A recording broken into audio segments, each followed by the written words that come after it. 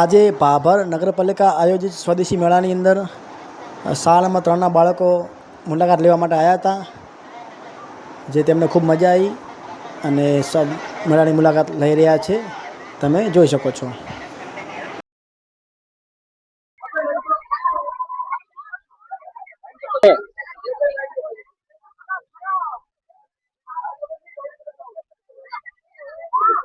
તેમને શાળાના આચાર્ય વડે થોડી માહિતી આપવામાં આવી કે ભાભર નગરપાલિકા આયોજિત સ્વદેશી મેળામાં કઈ કઈ વસ્તુ મળે છે અને તેની મહત્ત્વ શું છે તે સમજાવવામાં આવ્યું.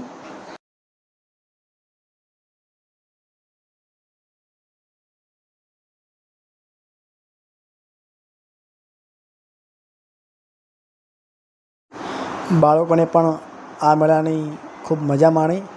તેમને પણ ખ્યાલ આવ્યો કે આપણી ભારતની સ્વદેશી વસ્તુને ખરીદી કરાય અને નાના રોજગારોને વધારે તક મળે અને હાથથી બનાવેલી કોઈપણ જાતના કેમિકલ વગર તમે વસ્તુને વાપરશો તો કોઈપણ જાતનું નુકસાન નહીં થાય આપણા શરીરને. તો તેની પણ માહિતી આપવામાં આવી શાળાના આચાર્ય દ્વારા.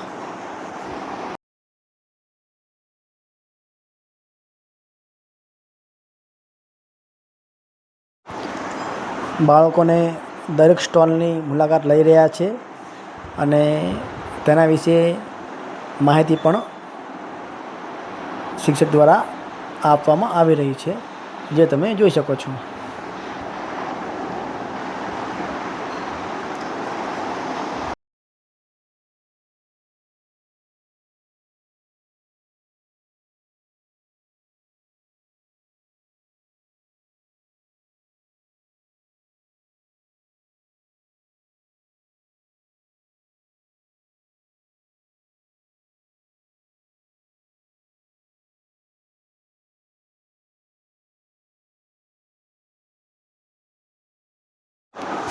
શાળાના શિક્ષકો દ્વારા બાળકોને ખૂબ જ સારી રીતે સ્વદેશી વસ્તુની માહિતી આપી.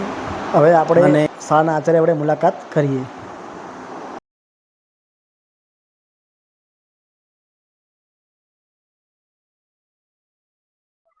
આજ રોજ આપ સાહેબ શ્રી ભાભર નગરપાલિકા દ્વારા સંચાલિત સ્વદેશી લોકમેળામાં આપ શાળા નંબર 3ના બાળકોને લઈને આપ આવ્યા છો, તો આપણે બાળકોને અને આપને અહીંયા કેવું લાગ્યું? અમને આપણે ભાભર નગરપાલિકા દ્વારા 2026 આજે સ્વદેશી મેળાનું આપણા ભાભરના આપણા નગરની અંદર એક સરસ મજાનું આયોજન કરવામાં આવેલું છે. તો એની અંદર અમારા શાળાના બાળકોને અમે આપણા બાળકોને એ માટે પ્રદર્શન જોવા માટે લાયા કે આજે સ્વદેશી વસ્તુ શું કહેવાય, એક એની સંકલ્પના બાળકને ખબર પડે અને દરેક બાળકને કે દરેક આપણે લોકોને એવું થાય કે ભાઈ સ્વદેશી વસ્તુ છે અને સ્વદેશી વસ્તુ બનાવટમાં જે કારીગરો છે એને સારામાં સારો પોતાને ઉદ્યોગ મળી રહે અને એક સરસ મજાનું માર્કેટ મળી રહે. પછી સ્વદેશી વસ્તુને એને કોઈ આડકતરી કોઈ બીજી અસર નથી. દાખલા તરીકે જે સાબુ બનાવે છે, જે શેમ્પુ બનાવે છે, એની અંદર શુદ્ધ જે મેઇન જે પદાર્થો છે એ કોઈ કેમિકલ કે કોઈ બીજા કોઈ હાનિકારક પદાર્થોનો ઉપયોગ વગર એ આપણે ચામડી માટે કે બીજા કયા સારામાં સારા આપણે આ રીતે સ્વદેશી મેળાનું આપણે આયોજન કરવામાં આવે છે. પછી જે ખાદીની જે વસ્તુઓ છે, ભરતકામ છે, પછી દેશી જે બનાવટની આજે ખાદીના બાળકો માટેના જે વસ્ત્રો છે, પરિધાન છે, એ પણ એ વસ્તુ દ્વારા પણ એક ગ્રાહકને પણ સંતોષ સારો થાય છે, એક ટકાઉ હોય છે અને સુતરાઉ કાપડ છે એ આપણા માટે આપણા ઉનાળા માટે કે દરેક માટે ચામડી માટે ખૂબ જ ઉપયોગી છે, એની કોઈ આડઅસર હોતી નથી. અને હું તો એવું જ માનું છું કે આવા સ્વદેશી મેળાઓ દ્વારા હું તો કોઈ એક સરસ મજાનું વિઝન કહેવાય અને આનો એક આપણે સરકારે એક જાતનું સ્ટેજ ઊભું કર્યું. સરકારે એના પોતાના જે નથી કહેતા કે પોતાના દ્વારા આ કોઈ આવું આયોજન કરે છે, એવા લોકોને સરસ મજાના સ્ટોલની સગવડ કરી આપે છે અને એમને પણ પોતાનું સરસ મજાનું માર્કેટ મળે છે અને એમની પોતાની સરસ મજાની જાહેરાત થાય છે અને સારામાં સારું માર્કેટ મળી રહે છે અને દેશ માટે ખૂબ જ સારું છે અને દેશનો ખરેખર આર્થિક ઉત્થાન માટે પણ એક જાતનો ખૂબ જ સારો ફાળો છે થઈ રહ્યો છે. તો તમે તમારા બાળકોને અને ગામ લોકોને શું સંદેશ આપશો?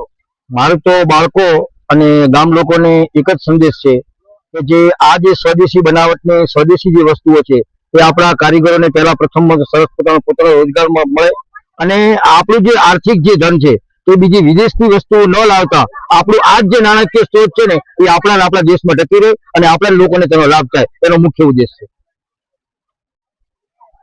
તો આજે આ મેળા અનુસંધાને તમે શું સંદેશ આપશો?